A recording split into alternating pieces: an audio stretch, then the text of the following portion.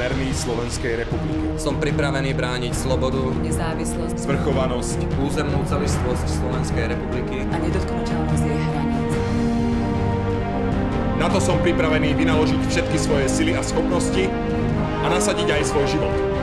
Tak prisahám.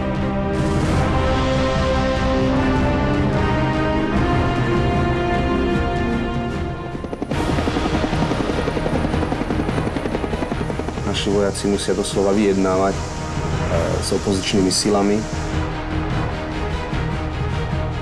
Pozorujeme grécke pozície, ktoré sú napravo a turecké naľavo.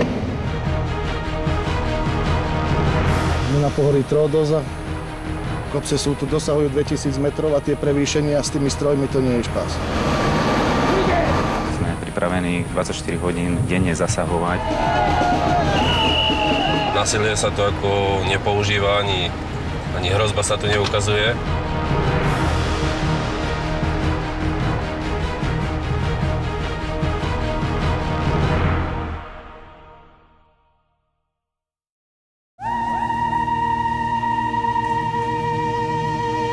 Misia UNFICIP na Cypre je jednou z najstarších mierových operácií OSN.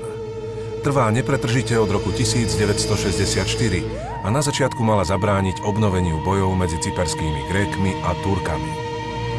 V roku 1974 bol za podpory gréckej chunty uskutočnený prevrat a zvrhnutá cyperská vláda.